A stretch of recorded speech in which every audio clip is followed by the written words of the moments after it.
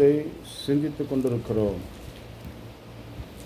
11ஆம் வாக்கியத்தை நாம் கடைசியாக கவனித்தோம்.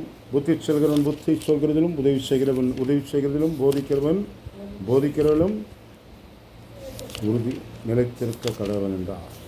தொடர்ந்து கவனிப்போம். இந்த நாளின் வேளையில் 12ஆம் வாக்கியத்தை வாசிக்க கேட்போமாக. உங்கள் நடுவில் பற்றியிருக்கிற அக்னியை குறித்து ஏதோ பொதுமைக்கும் தெரியாமல் கிறிஸ்துவின் மதிப்பில் வெளிப்படும்போது நீங்கள் கலிக்கூர்ந்து மகிழும்படியாக அவருடைய பாடுகளுக்கு நீங்கள் பங்காளிகள் ஆனதால் சந்தோஷப்படுங்கள். உங்கள் நடுவில் பற்றி எரியும் அக்கினி. 1 பேதுரு 4:12 உங்கள் நடுவில் பற்றி எரிகிற அக்கினி ஏதோ புதுமை என்று எண்ணாமல் முச்சடியில் மத்தியில் சீனாய் மலையில் ஒரே மலையில் மோசே கண்ட அந்த அற்புதம் புதுமையாக இருக்கிறது என்று அவன் ஓடி போய் பார்த்தான். எரிகிற காட்சிகள் பொதுவாக மேய்ப்பர்கள் அறிந்திருக்கிறார்கள், பார்த்திருக்கிறார்கள். மலைகளில் அடிக்கடி காடு பற்றி கொள்ளும். ஆனால் இங்கே ஒரு அக்னி எரிகிறது, ஆனால் முச்செடி எரியவில்லை என்பது அவனுக்கு புதுமையாக இருக்கிறது. கிட்டே போனான். மோசே, நீ நிற்கும் பூமி பரிசுத்தமானது என்று சொல்லப்பட்ட வார்த்தை நாம் பார்க்கிறோம். வேதத்தில் ஏராள அக்னி இறங்கின சம்பவங்கள், அக்னினால் நடந்த தண்டனைகள், இவைகளெல்லாம் நாம் பார்க்கும் பொழுது பேதுரு இங்கே சொல்ல வருகிற வார்த்தையின் கருத்து யாது என்பதை நாம் சிந்திப்போமாக. அக்னி என்பது வேதத்துக்கு ஒப்பிடப்பட்டிருக்கிறது. அக்னி என்பது பாடுகளுக்கு ஒப்பிடப்பட்டிருக்கிறது. அக்னி என்பது சோதனைக்கு ஒப்பிடப்பட்டிருக்கிறது. இங்கே பேதுரு சொல்கிறார், பாடும் சோதனை பற்றி தான் அவன் பேசி வருகிறார். அதெல்லாம் இந்த அக்னி என்று சொல்வது தேவனுடைய கோபத்தின் அக்னி அல்ல, தேவனுடைய புடமிடும் அக்னியாகி இருக்கட்டும். தேவனுடைய கோபத்தின் அக்கினி உங்களை அழிக்கும், தேவனுடைய புடமிடும் அக்கினி உங்களை புதிதாக்கும். ஆகையால் இந்த அக்கினி புதுமை என்று கருதி விடாதீர்கள். எல்லாரும் நடுவில் நடந்த விஷயங்கள் தான். எங்களுக்கு மாத்திரம்தானே ஐயா பிரச்சனைகள், எங்களுக்கு மாத்திரம்தான் ஐயா போராட்டங்கள், எங்களுடைய வாழ்வில் தான் எல்லாம் வந்து கொண்டிருக்கிறது என்ற ஒரு ஆதங்கத்தின் குடும்பங்களாக நின்று விடாமல், புதுமையாக இருக்கிறது என்று சொல்லிவிடாமல், அக்னியின் நடுவிலே உங்களை கடந்து செல்ல விரும்புகிறவர் உங்களை புதிதாக்க விரும்புகிறார் என்ற நினைவு மாத்திரம் உங்களில் இருக்கட்டும். தேவன் புடமிடும் அக்னியில் நீங்கள் பதறி போகாதீர்கள், உங்களை அழிக்காது, அது புதிதாக்கும் என்பதை நினைவுகிறார். ஆகையால் பேதுரு இந்த வார்த்தையை பயன்படுத்துகிறார். லூக்காவின் சுவிசேஷம் 12ஆம் அதிகாரம் 49ஆம் வாக்கியத்தில் இரட்சகர் இயேசுவானவர் தம்முடைய ஊழியத்தின் பாதையில் தான் எதற்காக வந்தேன் என்பதையும் அவர் சொல்கிறார். பூமியில் அக்னியை போட வந்தேன், பூமியில் அக்னியை போட வந்தேன், அது இப்பொழுதே பற்றி எரிய வேண்டும் என்று விரும்புகிறேன். அது இப்பொழுதே பற்றி எரிய வேண்டும் என்று விரும்புகிறார். என்ன அக்னியை போட வந்தார்? பூமியில அக்னியை போட வந்தேன், அது இப்பொழுதே பற்றி எரிய வேண்டும் என்று நான் விரும்புகிறேன். கீழே வாசித்தால் உங்களுக்கு புரியும் யாதென்று.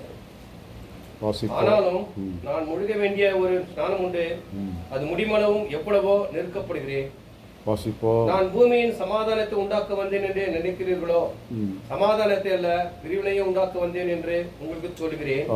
எப்படி எனில், இது முதல் ஒரே வீட்டில் 5 பேர் பிரிந்திருப்பார்கள். 2 பேருக்கு விரோதமாய் 3 பேரும், 3 பேருக்கு விரோதமாய் 2 பேரும் பிரிந்திருப்பார்கள். தகப்பன் மகனுக்கும், மகன் தகப்பனுக்கும், தாய் மகளுக்கும், மகள் தாய்க்கும், மாமி மருமகளுக்கும், மருமகள் மாமிக்கும் விரோதமாக பிரிந்திருப்பார்கள் என்றார். பின்பு அவர் கவனிங்கள், இங்கே நாம் வாசித்த அந்த கருத்து உங்களுக்கு புரியுமே என்று நம்புகிறேன். பூமியில் அக்னியை போட வந்தேன் என்று சொன்ன அந்த அக்னியின் விளக்கத்தை அவர் கீழே சொல்கிறார். பிரிவினை உண்டாகும். ஒரு சர்ச்சுக்கு போகணுன்னு ஒன்றுன்னு சொல்ல, வேற எங்கன்னா போகணுன்ட்டு ஒரே குடும்பம் தான். ஒரு பக்கம் ஆண்டோர் பக்கத்தில் ஒரு கூட்டம் அன்பாக இருக்கும், அதே குடும்பத்தில் ஒரு கூட்டம் என்ன செய்யும் என்றால் மேலோட்டமாக இருக்கும். இது நிமித்தம் பிரிவினை உண்டாகும், இது நிமித்தம் கலங்கம் உண்டாகும், இது நிமித்தம் சண்டை சச்சரவு உண்டாகும், இது நிமித்தமாய் சமாதானம் குலைச்சல் ஆகும். இதுதான் நடக்கும் என்றால் நடந்து கொண்டு தான் இருக்கிறது. அக்கினி என்று சொல்லும் பொழுது பிரச்சனைகளும் பாடுகளும் என்பதை மனதில் வையுங்கள் என்கிறார். தேவன் அனுமதிக்கும் அக்கினி உங்களை அழிக்காது என்பதை நினைவில் கொள்ளுங்கள் என்கிறார். ஆண்டோடைய பிள்ளைகளே, இந்த நாளிலே கவனிக்க வேண்டிய ஒரு காரியம், நம்முடைய அக்கினி நடுவில் இருக்கிறோம். அக்கினி நம்மை புடமிட்டு கொண்டே தான் இருக்கிறது, நம்மை புடமிட்டு காண்பிக்கிறது. பாடுகள் பிரச்சனைகள் தான் நம்முடைய வாழ்வில் நாம் எங்கே பயணிக்கிறோம், எவ்வளோ தூரம் பயணித்திருக்கிறோம், எவ்வளோ ஆழமாய் பயணித்திருக்கிறோம், எவ்வளோ ஆழமாய் உறுதியாக இருக்கிறோம் என்பதை பிட்டு காண்பிக்கும், அல்லது எடுத்து காண்பிக்கும், அல்லது நிதர்சன உண்மையை உங்களுக்கு தெளிவுபடுத்தும். ஆதலால் இந்த இரவில் அந்த அக்னியை புதுமை என்று எண்ணாதீர்கள். உங்கள் நடுவில் அது பற்றி எரிந்து கொண்டு தான் இருக்கிறது. அக்னியை போட்டு விட்டு போகிறார். இயேசுவானவருடைய ஊழியத்தின் அனுபவத்தின் வழிகாட்டி அல்லது வழி ஆயத்த பண்ணுகிற யோவான் சொன்னார், வருகிறா எனக்கு பின்னே வருகிறார், என்னிலும் மேன்மையுள்ளவர் எனக்கு பின்னே வந்தார். 6 மாதம் பின்னே பிறந்தவர் தான். என் தம்பின்னு சொல்லலாம், என் மாமா மச்சான் என்னன்னு கூட சொல்லலாம், 2 பேரும் உறவுக்காரர்கள் தான். ஆனால் கவனிங்கள், அவர் சொல்கிறார், என்னிலும் பின்ன வந்தவர், ஆனால் என்னிலும் மேன்மையுள்ளவர், அவருடைய பாத ரட்சையின் வாரை கூட நான் அழுப்பதற்கு பாத்திரம் அல்ல. அவர் அக்னினாலும் ஆப்பினாலும் ஞானஸ்தானம் கொடுப்பார். நான் ஜலத்தில் கொடுக்குறேன், அதையே நீ கேட்டுனுக்கிறேன். வேளாறு ஒருத்தர் ஞானஸ்தானம் கொடுக்குறேன், அக்னினால் கொடுப்பார். நான் அக்னி என்றால் பாடுகளுக்குள்ளாக நான் முழுக வேண்டிய ஸ்தானம், பாடுகளில் முழுக அடிக்கப்பட வேண்டிய ஒரு காட்சி இருக்குது. அதுக்காக நான் நெருக்கப்பட்டு கொண்டிருக்கிறேன். I was pressing towards that. நான் முழுக வேண்டிய ஒரு ஸ்நானம் உண்டு, அதற்காக நான் பிரயாசப்பட்டு கொண்டிருக்கிறேன். கவனிங்கள், அதனால் பாடுகளில் முழுமையாய் ஏற்றுக்கொண்ட இரட்சகர் உங்களை பாடுகளுக்குள்ளே உதவி செய்ய வல்லவராக இருக்கிறார். இந்த பாடம் அவருக்கு தெரியாதுங்க, இந்த பிரச்சனை அவருக்கு தெரியாது, இந்த அனுபவம் அவருக்கு வந்ததில்லை, இந்த அனுபவங்கள்லாம் அவருக்கு கடந்து போனதில்லை என்று சொல்லுகிற நிகழ்வு இல்லை. நான் ஆராதிக்கும் என் தேவன் எல்லா விதத்திலும் துல்லியமாய் சோதிக்கப்படுவதற்கு உதவி செய்ய வல்லவரான தேவன் நம்முடைய தேவன் என்பதை நினைவில் கொள்ள உங்கள் அன்போடு கேட்கிறேன். தேவ பிள்ளைகளை கவனிங்கள், புதுமை என்று எண்ணி விடாதீர்கள். அக்கினியினாலே சோதனை என்பது தான் உண்மை, ஆனால் அதை சலிப்பாய் பருதி விடாதீர்கள் என்கிறேன். சஞ்சலமாக்குவதற்கு அல்ல அக்கினி எரிகிறது. உங்கள் மத்தியில் இருக்கிற கசடுகள் நீங்குவதற்கு, புடமிடுவதற்கு. பொன் அக்னியில் போனால் மெருகேற்றப்படும், அதை பார்க்க விசுவாசம் அக்னியினால் சோதிக்கப்படினார். இதே பேர் தான் சொன்னார். ஆகையால் விசுவாசம் புடமிட்டு கொண்டே இருக்கப்படும். கொஞ்சம் கசப்புகள் கசடுகள் அது நீக்கப்பட வேண்டும் என்று அவருடைய விருப்பம் அல்லாமல் உங்களை சாம்பலாக்குவதற்கல்ல, சாட்சியாக நிறுத்துவதற்காக. நம்புங்கள். 1 கொரிந்தியர் 3ஆம் அதிகாரம் அது 12ஆம் வாக்கியத்தில் பவுல் கொரிந்தியரோடு கூட தொடர்ந்து சொல்லி வருகிறார். 12லேருந்து நீங்கள் தொடர்ந்து வாசிக்க வேண்டிய ஒரு பகுதி. ஒருவர்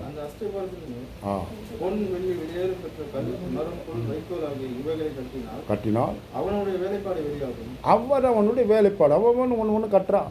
ஒன்று பொண்ணில் வச்சு கட்டுறான், ஒன்று வெள்ளியில் கட்டுறான், ஒருத்தன் வேலைப்பாடு மரத்தில் கட்டுறான், ஒருத்தன் வைக்கோலை கட்டுறான். 1 கொரிந்தியர் 3:12 வாசிங்கள் தொடர்ந்து. நாளானது அதை விளங்க பண்ணும், ஏனெனில் அக்னினால் இது வெளிப்படுத்தப்படும். அக்னினால் அது வெளிப்படும். வேற உங்களை அக்னி வெளிப்படுத்தி காண்பிக்க நிற்குதா நிற்கலையா உங்கள் ஊழியம், உங்கள் வாழ்க்கை நிற்குமா நிற்காதா என்பதை இது உங்கள் அக்னி வெளிப்படுத்தி காண்பிக்கும். ஆண்டவர் தம்முடைய ஜனத்தில் யுத்தத்துக்கு போகும்பொழுது அக்னிக்குட்படுகிற பொருட்கள் எல்லாம் நீங்கள் அக்னிக்குள் போட்டு அதை சுத்திகரிங்கள் என்றார். அவர்கள் கொள்ள உரிமையில் கொண்டு வந்தபோது அப்படி நீங்கள் பார்க்கும் பொழுது தேவன் தம்முடைய ஜனத்தோடு பேசும் பொழுதெல்லாம் அக்னி நடுவிலிருந்து பேசினார் என்றும் கூட முஸ்ஸேனாவில் நடந்த காட்சியை நீங்கள் படிக்கிறீர்கள். ஆகையால் கவனிங்கள், இந்த நாளில் நாம் பேசிக்கொண்டிருக்கிற இந்த அக்னி தேவனுடைய வார்த்தை பற்றி அல்ல, அழிவுக்கானதல்ல. இவைகள் சோதனையும் பாடுகள். இந்த அக்னி உங்களை பரிசோதிக்கும் என்பதை நீங்கள் வெளிப்படுத்த, உங்கள் பணி எப்படி இருக்கிறது வெளிப்படுத்தணும். அக்னி எப்படி இருக்கு வெளிப்படுத்தணும். வாசிக்கலாம். கொரிந்தியர் 1 தொடர்ந்து. அவன் அவனுடைய வேலைப்பாடு எத்தன்மை உள்ளதென்று அக்னியானது the fire will test your quality of your ministry. The fire will test the quality of your ministry, of your life. Secondary, how much you are dealing in your life. Towards God. ஆண்டவரோடு நீங்கள் வைத்திருக்க நெருக்கம், உறவு, காரியங்கள் எவைகளில் நீங்கள் எப்படி இருக்கிறீர்கள் என்று அக்னியானது பரிசோதித்து காண்பிக்கின்றார்.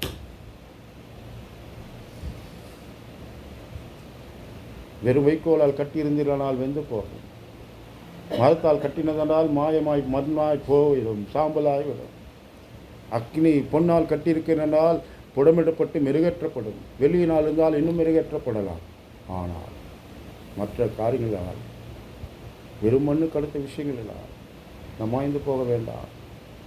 கிறிஸ்துவை நம்பினது இந்த உலகத்துக்கானதல்ல. உலகத்தின் தேவைக்கு அவர் தேவை. ஆனால் உலகத்துக்காக அல்ல நான் அவரை நம்பிக்கொண்டிருக்கிறது. எனக்கு அதெல்லாம் என் பிராமுக்கியம். என்னுடைய பிராமுக்கியமான நோக்கம், சித்தம், அவர் என்னை பரலோகத்தை கொண்டு போக வேண்டும். அதற்கு என்ன செய்ய விரும்புகிறோம் அது செய்யுமையா என்னை நித்தியத்தை கொண்டு போயிடும். அதுதான் எனக்கு காரியம். யுகத்தில் இதை தாங்க அதை தாங்க என்னை குறித்து உலகம் பேசட்டும் புகழட்டும் என்று சொல்வதற்கு என் முயற்சி அல்லையா. நான் நித்தியத்துக்கு உரியவனாக்க வேண்டும் என்பதுதான் என் ஆசை, ஆதங்கம், ஆவல், தாகம். மீண்டும் வந்து விடுங்கள் பேதுரு நிறுவம். இந்த அக்னியை பற்றி பெருமையை அதிகம் பேசிக்கொண்டே இருக்கலாம். வேத வகுப்பாகிடும், அது செய்தியாகி போயிடும். நம்ம செய்தி கொடுக்கணுமா வேத வகுப்பு நடத்தணுமான்னு தெரியல. நான் அந்த சகோதரர் வரல. ஒரு வசனத்தை 1/2 மணி நேரம்லாம் கூட பேசுகிறாங்க. அது செய்தி ஆகும். ஆண்டவர் பிள்ளை நான் விளக்க வந்த காரியங்களை கவனியுங்கள். அக்னி வேதத்தில் பார்க்கும் பொழுது மேகஸ்தம்பம், அக்னி ஸ்தம்பம். மேகஸ்தம்பம், இந்த அக்னி ஸ்தம்பம் பாதுகாத்தது.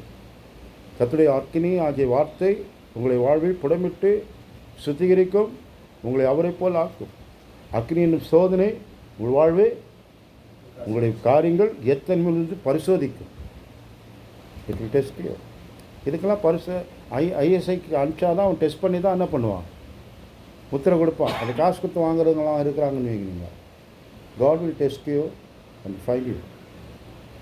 அது முக்கியம். ஏசியாவின் புத்தகம் 48:10 ஏசியா இதை சொல்கிறார். ஏசியாவின் தீர்க்க தரிசனம் 48ஆம் அதிகாரம் 10ஆம் வசனம். தேவ பிள்ளைகளாக நீங்கள் நினைவில் கொள்ளுங்கள். வாசிப்போம். இதோ நான் உன்னை புடமிட்ட, ஆனாலும் வெள்ளியை போல் அல்ல, உபத்திரவத்தின் குகையில உன்னை தெரிந்து கொண்டு. I will put you in the furnace of tribulation. பிரச்சனை வராத வரைக்கும் மகிழ்ச்சியாக தான் இருக்கிற மக்கள். பிரச்சனை வந்து ஆண்டவர் மேலே குறை பேசுகிறான்.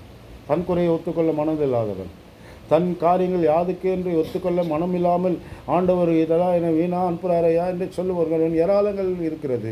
கர்த்தர் காரண காரியம் இல்லாமல் காரியத்தை செய்ய மாட்டார். So we need to understand that. Come to the Peter book. 1 பேதுருக்கு திரும்பி விடுவோம். ஆண்டோட பிள்ளைகளை பேதுரு சொல்கிறார், உங்கள் நடுவில் பற்றி எரிகிற அக்னியை குறித்து ஏதோ புதுமை என்று திகையாமல் கிறிஸ்துவின் மகிமை வெளிப்படும்போது நீங்கள் களி கூர்ந்து மகிழும்படியாக அவருடைய பாடுகளுக்கு நீங்கள் பங்காளிகளானதால் சந்தோஷப்படுங்கள். அது எது எஞ்சின் போதும் இதை விடும்போது அது கிறிஸ்துவின் மகிமை வெளிப்படும் போது நீங்கள் அனுபவித்த அந்த பாடுகளுக்கு பங்காளிகள் ஆனதனால் சந்தோஷமாகுங்கள். கிறிஸ்து மகிமையின் வெளிப்படும் போது களி கூர்ந்து மகிழும்படிக்கு, களி கூர்ந்து மகிழ்கிற அளவில் உங்கள் பிரச்சனைகள் ஜெயித்து வெளியே வந்திருக்கணும்.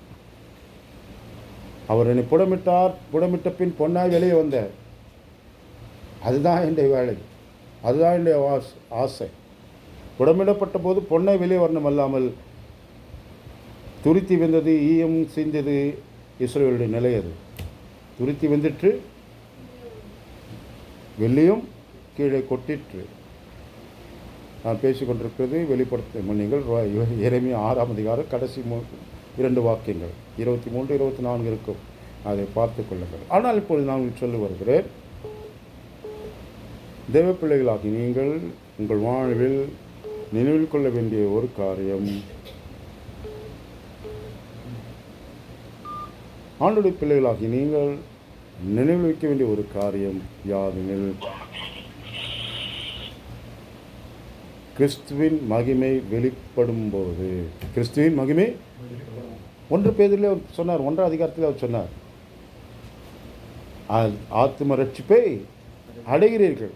இந்த பாடெல்லாம் உங்களுக்கு எங்கே நிறுத்துச்சுன்னா ஆத்தும ரட்சிப்பு. அவர் வெளிப்படும் போது அவர் மகிமையாக அவரோடு வெளிப்படும் அளவில் நிற்குங்க. அதுதான், அதனால தான் சொல்ல அவருடைய பாடுகள் எங்கள் பங்காளிகளானதால். பாடு பங்கிட்டு போட்டால் சொந்தம் இல்லை, பந்தம் இல்லை, உலகை ஏற்றிட்டு போனான். கிறிஸ்தவன் கிறிஸ்துவின் பாடில் பங்கு பெறவில்லை என்றால் பரலோகம் இல்லை.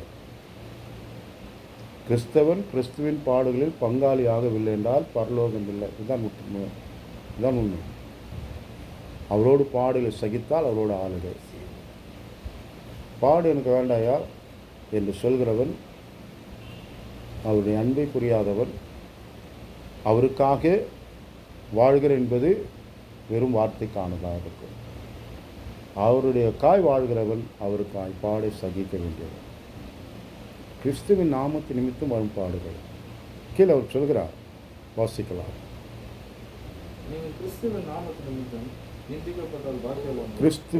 நாமத்தின் நிமித்தம் நிந்திக்கப்பட்டால் யார் பாருங்க, கிறிஸ்துவின் நிமித்தம் நாமத்தின் நிமித்தம் என்னப்பட்டால் நிந்திக்கப்பட்டால். இப்போ கிறிஸ்துவின் நாமத்தின் நிமித்தம் அவர் சொன்னார், உங்கள் மேல் பொய்யாய் சொல்வார்கள் சொன்னார்ல. மத்தேயுவில் 16-17 நீங்கள் படிக்கிறீங்களே, கீழே படிக்கிறீங்க. அப்போது வாக்கியப்பட்டு களி கூர்ந்து மகிழுங்கள். அதே தான் பேதுரு சொல்கிறார். மலைப்பிரசனத்தில் கேட்டவன் தான் அதுதான் இப்போ திரும்பி சொல்கிறார். என் ரட்சகர் சொன்ன வார்த்தை தான் மீண்டும் ஆவியானவர் நெறிப்பட்டுகிறார். அதை தான் சொல்கிறார். கவனிங்கள், கிறிஸ்துவின் நாமத்து நிமித்தம் நிந்திக்கப்பட்டால் பாக்கியவான்கள். ஏனென்றால் தேவனுடைய ஆவியானவர் உங்கள் மேல் தங்கி இருக்கிறார், அவர்களாலே தூஷிக்கப்படுகிறார், உங்களாலே மகிமைப்படுகிறார். இப்போ இந்த உலகம் கிறிஸ்தவனை எப்பொழுதுமே தூஷிக்கும் என்று நான் அநேக முறை சொல்லிவிட்டேன். பேதுரு நிருபத்தின் வழியாக உலகம் கிறிஸ்தவனை சந்தோஷமாக ஏற்றுக்காது. அவனுக்கு காரணம் என்னவென்றால் அவன் செய்கிறது காட்டிலும் நம்ம வித்தியாசமாக இருக்கிறான். மக்கள் எளிதாக புரிந்து கொள்கிறான். ஒரு சின்ன விஷயம் கூட கரெக்டாக இருக்கிறாங்க அவங்க. அப்போ நாம் தப்பு பண்ணும்போது டக்குன்னு தெரிஞ்சுது எல்லாருக்கும்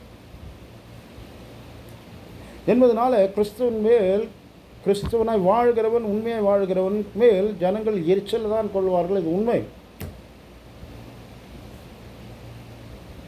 இவங்களால தாங்க எனக்கு வர வேண்டிய பணம் லஞ்சம் வர மாட்டேன் ஒரு கூட்டம். இன்னொரு கூட்டம் இவங்களால தாங்க லேட்டாக வர முடியல, கரெக்டாக வந்துடுற அவன் வந்து அவர் வந்துட்டார, நீ அவன் வரமாட்டுற அவன் கேட்கலாம். நான் சொல்கிறேன் எப்போயும் லேட்டாக வாடான்னா அவன் வரமாட்டான், கரெக்டாக வந்துடுறான். அப்போ இவங்களுக்கு என்ன ஆகுறது என்றால், இவர்கள் ஆண்டவர் கடுத்த பணி என்பதற்காக, கர்த்தர்கள் நியமித்த நியமனம் என்பதற்காக அதில் பிரயாசப்படுகிறார்கள். அதனால் உலகம் அவனை என்ன செய்து கொண்டிருக்கும்? தூஷிக்கும். நான் ஜால்ரான் ஒரே வார்த்தையில் உண்மையாக இருந்தால் என்ன சொல்கிறோம்? அதெல்லாம் என்னென்ன வார்த்தையெல்லாம் வைக்க நம்ம நிறைய வைத்திருக்கு. தேவ பிள்ளைகளை மறந்துவிட வேண்டாம். நான் உங்களுக்கு சொல்ல வந்ததை வேகமாக சொல்லிவிட்டு போகிறேன். வேதம் சொல்கிற காரியத்தை கவனிங்கள். உங்களால் மகிமைப்படும்படியாக நீங்கள் வாழுங்கள். அவ்வளோதான். உங்களால் கர்த்தர் தூஷிக்கப்படக்கூடாது. அதில் மாத்திரை இருக்கு, ரொம்ப ஆழமாக எழுதி கொள்ளுங்கள். உங்களால் கர்த்தர் தூஷிக்கப்படக்கூடாது.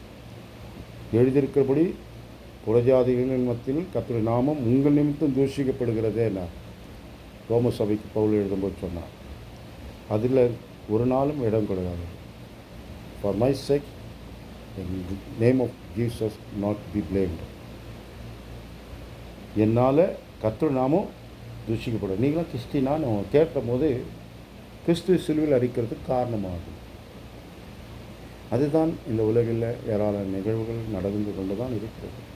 சத்துருவ ஏராளங்களே அவருடைய பிள்ளைகள் மேல் தீங்கை கொண்டு வந்து நிறுத்தி செயல்படுகிற காரியங்கள். அதனால தான் சொல்கிறார், நீங்கள் கிறிஸ்துவின் நாமத்தினுக்கும் நிந்திக்கப்பட்டால் பாக்கியவன் நினைகின்றார். நிந்தனிப்பா எதுக்கு நிந்திக்கிறார்? நான் என்னங்க அவன் சொத்தை அவன் அழினேன், அவன் வீட்டில் போய் நான் என்னத்தை கேட்டேன்? இன்றைக்கி எதுங்க சும்மா அப்படி சாபம் விடுறான்? சாபம் விடுறான். அவனுக்கிட்ட என்னங்க சாபம் நான் பண்ணணும் என்றால் வளவர நிந்திக்கப்படுவீர்கள். இது நடக்கும், நடந்துன்னு தான் இருக்கு. நீங்கள் பாக்கியவான்கள். அதுதான் அவர் சொல்கிறார். ஏனென்றால் தேவனுடைய ஆவியானவர் உங்களில் இருந்து தங்கியிருக்கிறார். அந்த ஆவியானவருக்கு தெரியும் நீங்கள் நிந்திக்க காரணம் இல்லைன்னா அது நிந்தனை அங்கே தான் திரும்பும். நீங்கள் ஆசீர்வச்சா ஆசீர்வாதம் வரும். ஆபிரகாம்கிட்ட சொன்னார்ல, அவன் நிந்திச்சானா அந்த நிந்தனை அவன் மேலே தான் திரும்பி போகுது. நீயே பயப்படுற, அவன் அப்படி நிந்திச்சான், இப்படி வேணும் சொல்லிட்டான், அப்படி பண்ணிட்டான், இப்படி பண்ணிட்டான். அவன் வார்த்தையை அவன் வாழ்க்கையில் பழிக்க போகுது. என் வாழ்க்கையில் ஆண்டவருடைய வார்த்தை பழிக்கும். அவர்கள் நிந்தித்தாள் என்பதனால் என் வாழ்வு ஒன்று விதத்திலும் மனம் தளராமல் நில்லுங்கள், தைரியமாக நில்லுங்கள். நிந்தனை ஏற்பட்டால் பாக்கியவங்களாய் இருக்கிறீர்கள் கருதுங்கள். தொடரவும் நீங்கள் கிறிஸ்துவின் நாமத்தில் நிமித்தம் நாம் தொடருது. ஆதலால் ரைட், உங்களில் ஒருவன் யாரு கிறிஸ்டியன். உங்களில் ஒருவன்றது யார் இல்லை? ஒரு சபையில் இல்லை, சபையில் வெளியில் இல்லை, சபையில் உள்ளவன் என்னவா இருக்கக்கூடாது? கொலைபாதகனாவது, திருடனாவது, ஒல்லாங்குச்செய்கனாவது, அந்நியக்காரனை தலையிட்டு கொண்டனாவது. பிரச்சனையை நீ சம்பாதிச்சுட்டு ஆண்டவர் தந்தார், ஆண்டு நாமத்தை பிரச்சனை போடுறேன்னு சொல்கிறது ரொம்ப தூஷணையாது. பிரச்சனையை நீ சம்பாதிச்சு கொண்டா இல்லாமல் பிரச்சனை அவர் அனுப்பிச்சிட்டான்னு சொல்லாத. சொல்கிறதும் புரியுதுங்களா? சில வேளையில் பிரச்சனையை நாமே சம்பாதித்து கொள்வோம். ஆனால் ஆண்டவருக்காக பாடு சகிக்கிற போது சொல்லுவதும் புரியுதுங்களா? அதனால தான் சொல்கிறேன், உங்களுக்குள்ள ஒரு ஆவி ஆடுவார். பிரச்சனை எதுக்குன்னு தெரிஞ்சியும், இந்த பிரச்சனை அவருக்காக, அவர் நாமத்திற்காக, அவன் செய்ததுக்கு இல்லை என்று அறிந்தால் அவர் அதில் மகிமைப்படுவார். நீ கொலை செய்து ஜெயிலுக்கு போயிட்டேன்னா அப்புறம் ஆண்டவருக்கா ஜெயிலுக்கு போகணுன்னு சொல்கிறது சாட்சியாக சொன்னால் என்ன ஆகும்? சரியா? இல்லை, நிறைய பேர் வந்து சொல்லுவோம், நிறைய இப்படிதான் இருக்குது தேவப்பிள்ளை. அதனால் சொல்ல கொலைப்பாதனாவது, திருடனாவது, என்னவா சொல்கிறாரு? கொல்லாங்கு செய்தனாவது, அந்நிய காரியத்தை தலையிட்டு கொண்டனாவது. எந்த காரியத்தில்? தனக்கு அடுக்காத காரியத்தில் போய் தலையிட்டு. எனக்கு தெரியும் அவன் தானே, அவன் பிடிச்சிடலாம், இப்படி பிடிச்சிடலாம். உன் காரியம் இல்லாமல் வேறு இடத்துல போய் தலையிட்டு பிரச்சனை வந்துட்டு ஆண்டவர் என்ன இப்போ அந்த பிரச்சனை போய் மீனை மாட்டி விட்டாக்குதா? அவர் ஏன் மாட்டார்? நீயே போய் தலையிட்டு அவர் மாட்டி விட்டாருன்றது இல்லை. அந்நிய காரியத்தில் போய் தலையிட்டு கொண்டு காரியத்தை நிதானித்து நிதர்சனமாய் எதை செய்யணும் அதை செய்யுங்கள்ங்கிற. அந்நிய காரியத்தில் போய் தலையிட்டு அப்புறம் பாடி அங்கே யார் வந்துச்சு? ஆண்டவர் அனுப்பிட்டார். ஆண்டவர் அனுப்பிய பாடு நீ சம்பாதிச்சு கொண்டா இருந்தார் பிடிச்சி. இந்த பிரச்சனை நீ சம்பாதிச்சுக்கிறதையே நான் சமைச்சது இல்லை. இந்த பிரச்சனைக்கு காரணம் நீ தான் என்பது ஒத்துக்கோன்றாரு. ஒத்துக்குனா வேணால் நான் வேணால் ரெமெடி பண்ணித்தரேன். ஆனால் நீ வந்து யாமலை பழி போட்டு உக்காந்துதான் பிரச்சனை தீரப்போகிறதில்லை. தான் உண்மை. நான் சொல்லுவேன் புரியுங்களா? பிரச்சனை வருதுன்னா அந்த பிரச்சனையை அவர் மேலே போடுறது காட்டிலும் பிரச்சனை காரணம் நான் தான் என்பது ஒத்துக்கொண்டீங்கன்னா பிரச்சனை தீர்வது எளிதாகும். இதுதான் இஸ்ரவேலுடைய தோல்விக்கு காரணம். தாவீதின் வெற்றி காரணம் என்ன? பிரச்சனை எதுவாக இருந்தாலும் அவன் ஏற்றுக்குவான். என் தேவன் அல்ல, காரணம் நான் தான், அதில் எந்த சந்தேகம் இல்லைன்னு ஒத்துக்கொள்வான். பழைய ஆண்டவர் மேலே போடுற பண்பு இல்லை தாவீது கையில். நம்மள அப்படி தான் தூண்டி விடுவான். அன்புடைய பிள்ளைகளை மாணவாதர்கள் வாசிப்போம். ஒருவன் கிறிஸ்துவனாக இருப்பதுனா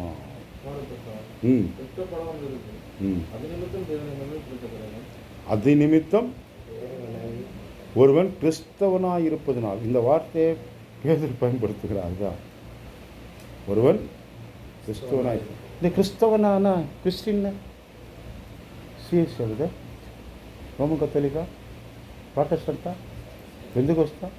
பெந்தகோஸ்தல், ஐபிசியா, சிபிஎம்மா, ஏசியாவா, பிசிஏவா, இப்படியே கேட்டுன்னு போயின்னு இருக்கிறான். கிறிஸ்தவனா திருப்தி கொள்றதில்ல. நீ பெண்டிகாஸ்ட்னு சொல்லிட்டுனா அடுத்தது விஷயம் அது ஒரு பட்டியல் இருப்பான். ஒரு 100 சர்ச்சு எடுத்துருவான் சென்னையில். 100 இல்லை, அதுக்காக நிறைய இருக்குது. யார் நீனா கிறிஸ்தவனா? இல்லை, கிறிஸ்தவன் தான். ஒரு பெந்தகோஸ்தனாக இருந்து பாடுபட்டான்னு சொல்ல. அவர் பெந்தகோஸ்து என்பதே ஒரு செவ்வாய்க்கிழமை பிறந்த நான். செவ்வாய்க்கிழமையில் திங்கக்கிழமை தான் சத்திரம். செவ்வாய்க்கிழமையான கூப்பிட்டா கோபம் வருமோ வராதா? பேர் வச்சுக்கிறாங்களே செவ்வாய்க்கிழமை. நீ செவ்வாய்க்கிழமை தானே பிறந்த, அதனால தான் செவ்வாய்க்கிழமை கூப்பிட்றேன்னா மூடன் இல்லை. சபை பிறந்தது பெந்தகோஸ்து நாளில்.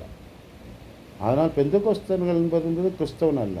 கிறிஸ்தவனாக இருக்கிறது தான் பெந்தகோஸ்தன் சொல்வதில் பெருமைப்படுறார்கள். ஆனால் கிறிஸ்தவன் என்று சொல்வது மனிதன் திருப்தி கொள்ளாத அளவில் சொத்து ஏமாற்றி வைத்திருக்கிறார்.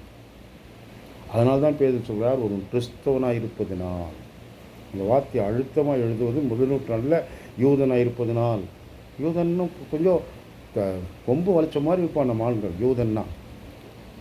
அதனால தான் சொல்கிறார், யூதனாக இருப்பதனால் இல்லையா, நீ புத்த மதத்தில் இருப்பதனால் அல்லது வேற ஒரு மதத்தில் இருப்பதனால் அல்ல, ஒரு கிறிஸ்தவனாக இருந்து கொள். Be a Christian, that's all. உலகம் அதுக்கு என்னன்னா பேசட்டும், நான் கிறிஸ்தவன் சொல்றதுல எனக்கு எந்த சந்தேகம் இல்லையா, அது நான் கிறிஸ்துவை சார்ந்தவன்.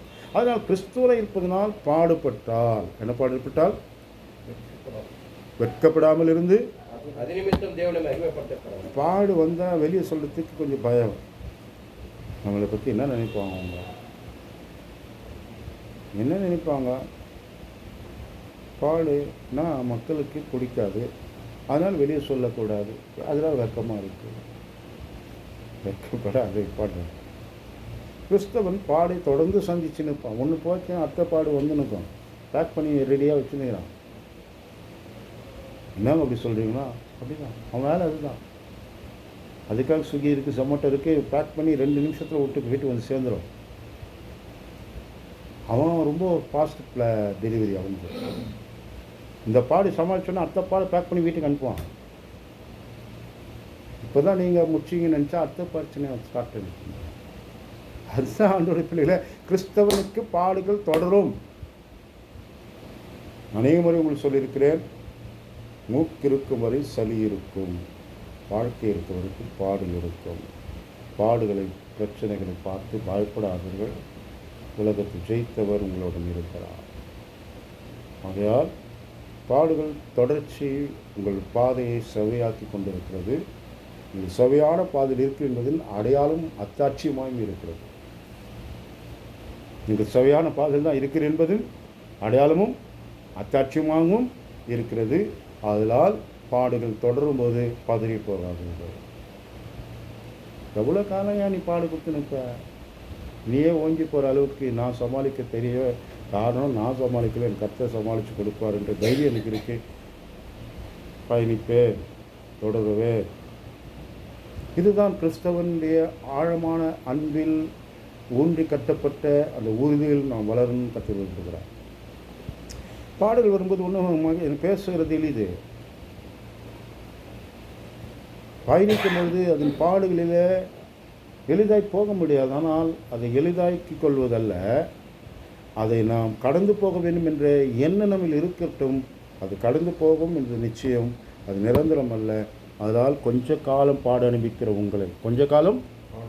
அப்போ இந்த பாடு என்பது கொஞ்ச காலத்துக்கு தான், ரொம்ப காலத்தில் இருக்காது. யோபின் பாடுகள் கூட எவ்வளோ காலம் இருந்தது எனக்கு தெரியல. 38 அதிகாரம், 37 அதிகாரம், 1ஆம் அதிகாரத்துக்கு ஸ்டார்ட் ஆச்சு பிரச்சனை. 37 அதிகாரம் வரைக்கும் பிரச்சனை ஓயில. இந்த நண்பர்கள் ஓயில. அவனுங்க சொல்கிறாங்க, நீ அப்படிப்பட்டவன், இப்படிப்பட்டவன், அப்படிப்பட்டவன், அவன் போலகுதுன்ற அளவுக்கு கூட இருக்கிறவங்களாம் நினைக்கிற அளவுக்கு பேசுகிறானுங்க. இவங்க கேட்குறாங்க, என்னடா பேசுகிறீங்க? நீங்கள் எல்லாம் அலட்டுகிற வைத்தியர்கள், ஒன்றுக்கும் பயனில்லாத வைத்தியர்கள், இப்படிலாம் தான் சொல்லி பார்க்குறேன். ஒருத்தனை அடக்க மாட்டுறாங்க. அவனுங்களா வார்த்தையை கோர்த்து கோர்த்து பேசுகிறாங்க. சரி கவனிங்கள். ஆனால் அவனுக்கு அந்த பாடு எத்தனை ஆண்டுகள் இருந்தது எனக்கு தெரியலங்க. ஆனால் அவனுக்கு ஒரு தைரியம் இருந்தது, இந்த பாடுக்கு நிச்சயம் முடிவு உண்டு. என் கர்த்தர், என் மீட்பர் உயிரோடு இருக்கிறார். அதனால் தான் உங்களுக்கு சொன்னேன், உங்களுக்கு கிறிஸ்தவனாக இருந்தால் பாடுகள் பட்டால் வெட்கப்படாத என்றார். வெட்கப்பட வேண்டிய அவசியம் என்னப்பா இருக்குது? நீ திருநியா, பொய் சொன்னியா, என் வீட்டு சொத்து அனுப்பிச்சு அவன் வந்து உன்னை பாடு கொடுத்தானா? இல்லை. உனக்கு பாடு வர்றது காரணம் எரிச்சலாக இருக்கிற சத்துரு ஏதாவது ஒன்று செய்து ஒன்று உங்களை மகிழ்ச்சியை பறிக்கணும்னு ஆசை. அதுதான் அவனுடைய எண்ணம். என்னங்க, ஆஸ்தி போயிடுச்சு, புள்ள போயிடுச்சு, அவனுக்குன்னு ஒன்றும் வரலன்றாங்க சாத்தான். என்னையா வரல ஒன்றும்? யார் வீட்டு பக்கத்து வீட்டு பிள்ளையா சத்திச்சே? அவன் வீட்டு பிள்ளைடா, இன்னும் அவனுக்குன்னு இன்னும் வரலன்றான். சத்துரு உங்களுக்கு பாடி சந்திக்கிறதை பற்றி அவன் திருப்தி கொள்வதில்லை. You won't satisfy. பரவாயில்ல, இந்த பாடு அதில் சமாளிச்சிட்டிங்கன்னா இன்னும் அவனுக்கு எரிச்சல் தான் வருது. அதனால் பாடுகள் பெரிதாகி கொண்டு தான் இருக்கும். பரமன் எதுவும் உதவி செய்யாதது போல தோன்றும், கவனிக்காதது போல கூட உங்களுக்கு தோன்றலாம். கர்த்தர் கைவிட்டு விட்டாரோ என்று கூட உங்களுக்கு மனதில் இருக்கலாம். அவருடைய உருக்கமான இரக்கத்தை அவர் அடைத்து கொண்டாரோ என்று நீங்கள் புலம்புகிற சூழலுக்குள்ளே தள்ளப்படலாம். சங்கீதம் 77:7 நான் பேசிக்கொண்டிருக்கிறேன். அப்போது அவர் உருக்கமான இரக்கத்தை அடைத்து கொண்டாரோ, வாக்குத்தத்தங்கள் தலைமுறைக்கானதே அற்று போயிற்றோ. வாசிங்க பார்க்கலாம் 77 சங்கீதம் 7 நித்திய காலமாய் தள்ளி விடுவாரோ, இனி ஒருபோதும் தயவு செய்யாது இருப்பாரோ, அவருடைய கிருபை முற்றிலும் அற்று போயிற்றோ. வாக்குத்தத்தமானது தலைமுறைக்கானதையா அது ஒழிந்து போயிற்றோ. தேவன் இரக்கம் செய்ய மறந்தாரோ, அடைத்து கொண்டாரோ என்றேன். போதும். இப்போ சொல்கிறா இதெல்லாம் சொன்னது என் பலவீனன்ற அர்த்தத்தில் 10வது சொல்ல இதெல்லாம் நான் யோசித்ததும் பேசுறது என் பலவீனம். God won't do that.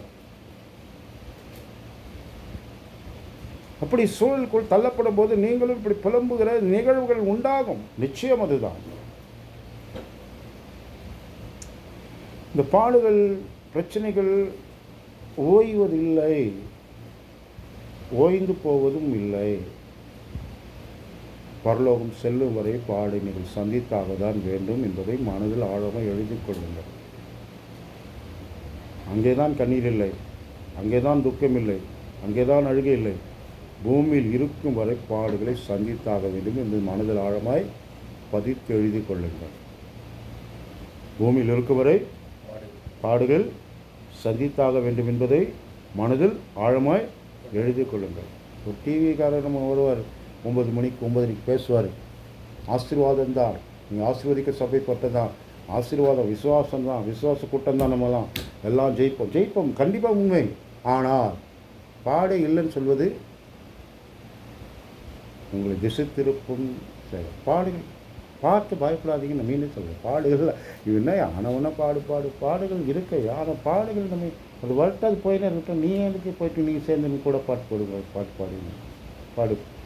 பாடுபட்டு கிடக்குறேன்றல அந்த பாடுகளை தலைமையில் தூக்கி மைண்டில் ஏற்றாதீங்க. அது வரட்டு அது போயினே இருக்கும். இந்த மைண்டில் ஏற்றினா தான் பயமும் திகிலும் கொண்டு வந்து தூக்கம் போயிட்டு பிபி ஏறிச்சு, சுகர் போயிடுச்சு, அது போயிடுச்சு, இது வந்துச்சு. எல்லாம் இந்த மைண்டில் ஏற்றுறது தான் பிரச்சனை. Let it pass.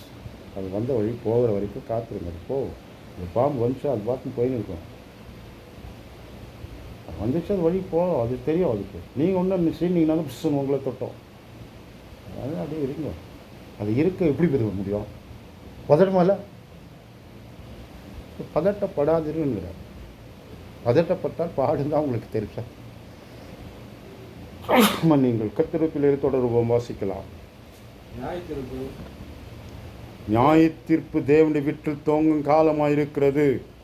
அது நம்மிடத்தில் தோங்கினா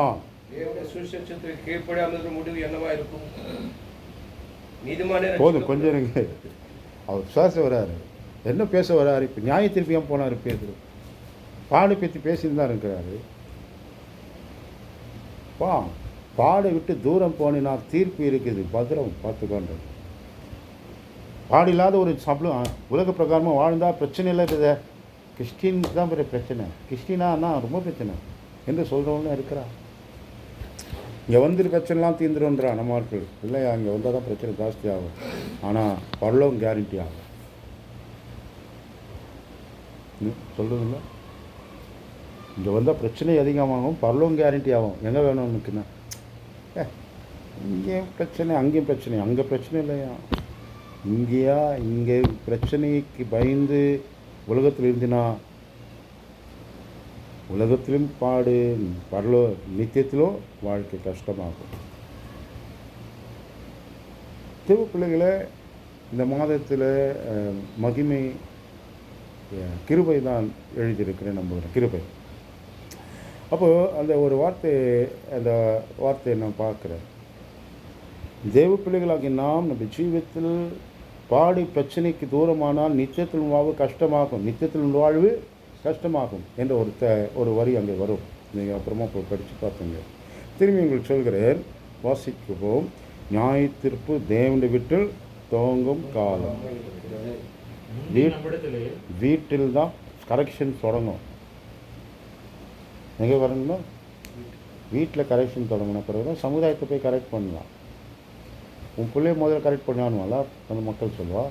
வீட்டில் கரெக்ஷன் ஆண்டவருக்கு வீட்டில் சொல்கிறா, தேவனுடைய வீட்டில் கரெக்ஷன் நடக்கும்போது ஆண்டவருடைய சுவிசேஷத்துக்கு கீழ்ப்படியாதவங்க நிலைமை எப்படி இருக்கும் பார்த்துக்கோன்றார்.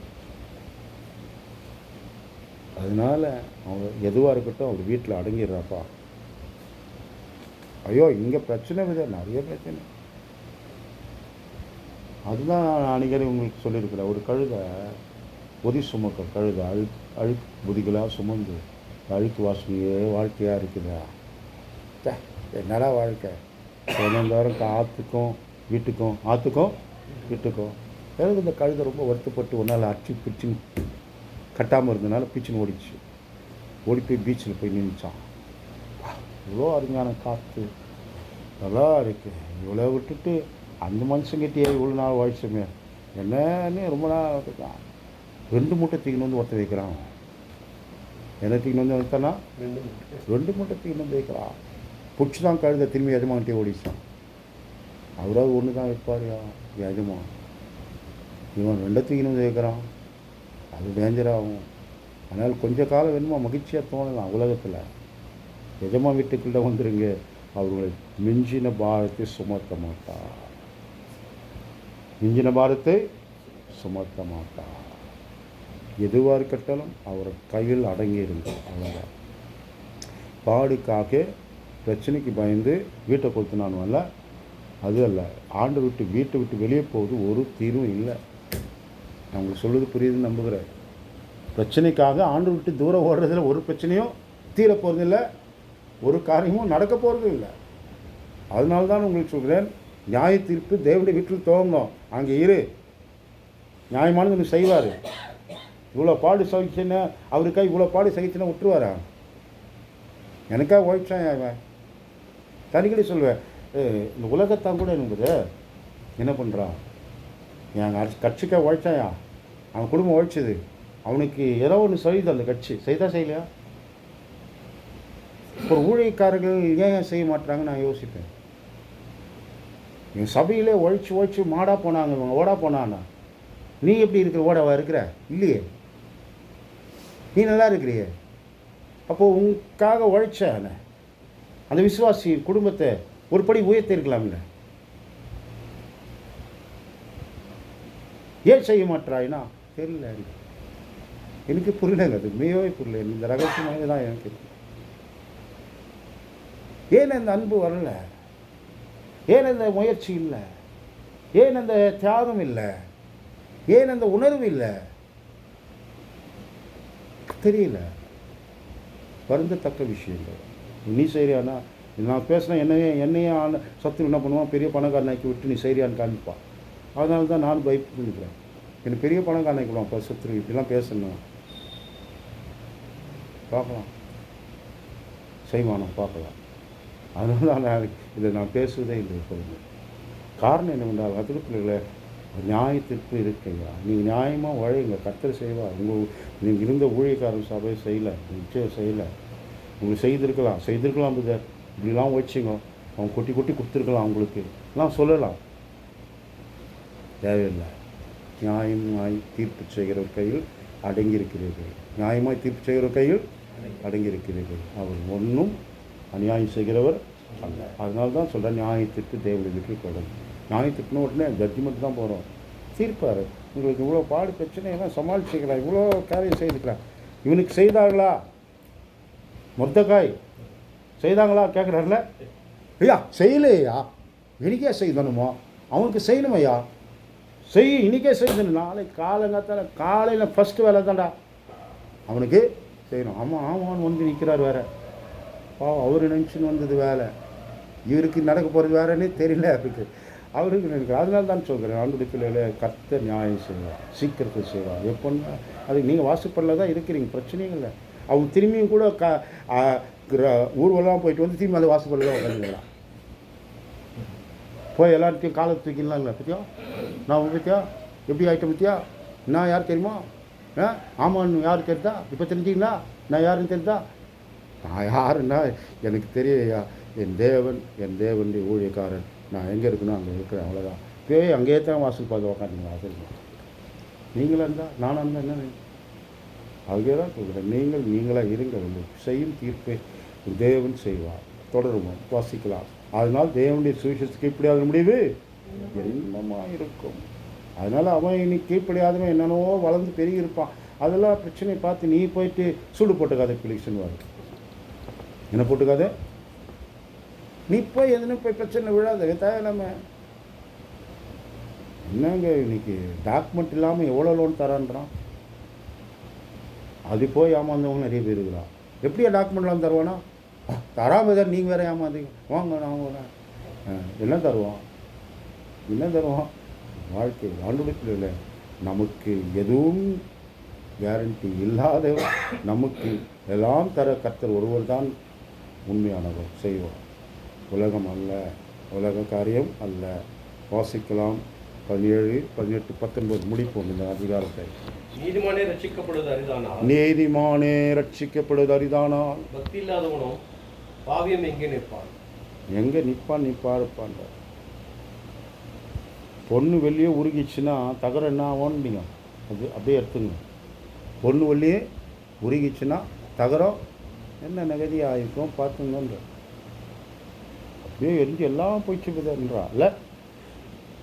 அப்போது நீதிமானேன்ற, அதனால்தான் அவனே காப்பாற்றுறதுக்கு கஷ்டப்படும்போது அவ்வளோ டஃப்பு கொஸ்டின் பத. அவங்களே கஷ்டம் தணிட்டாங்க. யார்? படிக்கிற பிள்ளைங்கள தணிட்டாங்க. படிக்காத கேஸ் என்ன இருக்கும்? பெயில் அவளுக்கு இல்லை.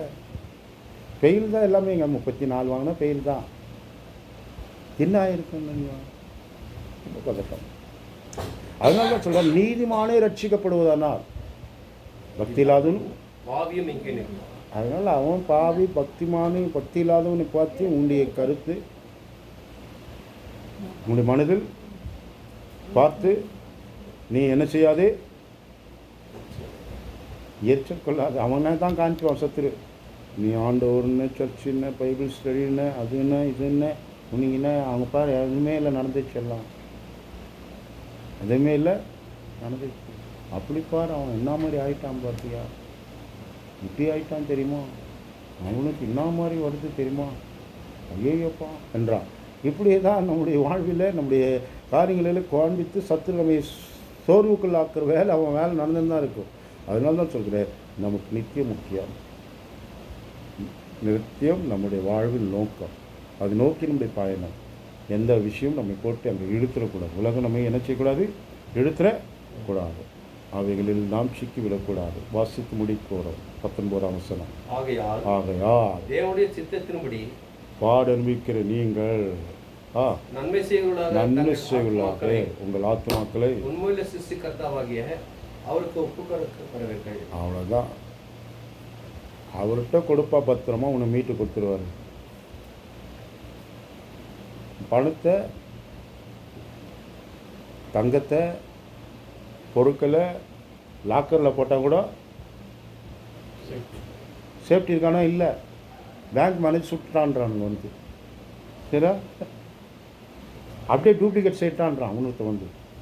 இவன் வச்சுட்டு போனது அதே மாதிரி டூப்ளிகேட், அதே நகை மாதிரி தான் இருக்கான நகை, இது ஒரிஜினல் இல்லை. இதெல்லாம் அப்படியே கேஸ் நடந்துனுக்குது. அவர் செத்து விட்டாருங்க அந்த ஜட்ஜின்றான். முஞ்சி சொல்லிட்டான் கேஸ். ஜட்ஜி செத்து விட்டாருன்னா அதுக்கப்புறம் எந்த திருவண்ண அது இப்படி பல விஷயங்கள் இருக்குது. கவனியங்கள் நான் சொல்லிட்டு வேகமாக போகிறேன். அதெல்லாம் சொல்ல உண்மை உள்ள சிருஷ்டிகர்த்தாவிடத்தில் உங்கள் ஆத்மாவை கொடுங்க. உங்கள் ஆத்மா பத்திரமா திரும்பி வரணும்னா உலகத்தில் உலக காரியத்துக்கு ஒப்பு கொடுக்குறாருங்க. உங்கள் ஆத்மாவை உலகத்துக்கும் உலக காரியத்துக்கும் ஒப்பு கொடுக்குறாருங்க. நீங்கள் எதற்கு உங்களை ஆத்மாக்களை ஒப்பு கொடுத்துள்ளோ அதற்கே நீங்கள் அடிமைகள். ரோமர் 6:14. நீங்கள் எதற்கு உங்கள் ஆத்மாக்களை ஒப்பு கொடுத்தீர்களோ அதற்கே நீங்கள் அடிமைகள். நீதி செய்ய உங்கள் ஆத்மாக்களை ஒப்பு கொடுங்க. பேதுரை தான் பவுலை தான் சொல்கிறார், பேதுரை தான் சொல்கிறார். உங்கள் ஆத்மாவை அவர்கிட்ட கொடுத்து சிருஷ்டிகர்த்தாவர் அவருக்கு தெரியும். கோளாறு என்ன இருக்குது, இதை எதை வச்சு தீக்கணும், இது எதை அடைக்கணும், இது எதை மாற்றணும், எதை ஃபிட் பண்ணணும் எல்லாம் தெரியும். ஃபிட் பண்ணி கரெக்டாக எடுத்துமே நிறுத்திடுவார். மேலே ஃபிட்டிங் பண்ணுறதெல்லாம் அவர் தான். சபை என்பது எம்மனை அடிகள் சர்ச் வந்து ஃபேக்ட்ரி, உள்ளே ஒருத்தர் வந்து போட்டால் அதுக்கு ரெடி பண்ணி சரி பண்ணிடுவார். ஆமாம், அது மெய் தான், சர்ச்சு ஃபேக்ட்ரி தான். ஆண்டவருக்கு தெரியும். அவர்கிட்ட கொண்டு வந்து விட்டுரு.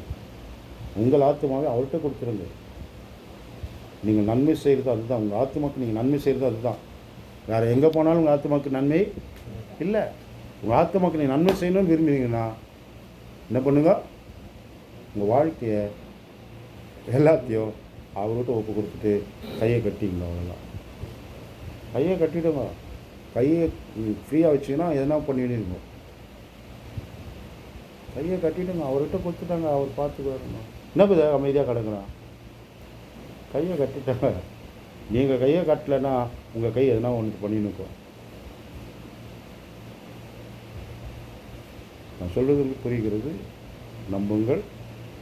5ஆம் அதிகாரம் மறுநாள் நாம் படிப்போம். பேர் முடிக்கும்போது சொல்கிறார், உங்கள் ஆத்துமாக்களை உண்மை உள்ள சிருஷ்டிகர்த்தாவிற்கு ஒப்பு கொடுத்துருக்கார். வர அவர்கிட்ட கொடுத்ததெல்லாம் பத்திரமா திருப்பி வந்து கொடுப்பார். இல்லை கொடுப்பாரா, கொடுக்க மாட்டாரா? என்கிட்ட கொடுத்ததப்பா, அந்தப்பா பத்திரமா வச்சுருந்தாப்பா, வந்து ஆத்துமாவை பத்திரமா திருப்பி மீட்டெடுத்து நித்தியத்தில் உங்களை கொண்டு போய் சேர்ப்பதற்கு உண்மையும் நீதி உள்ளவராக இருக்கிறார். உண்மையும் நீதி உள்ளவராக அவருக்கு ஒப்பு கொடுத்து விடுங்க.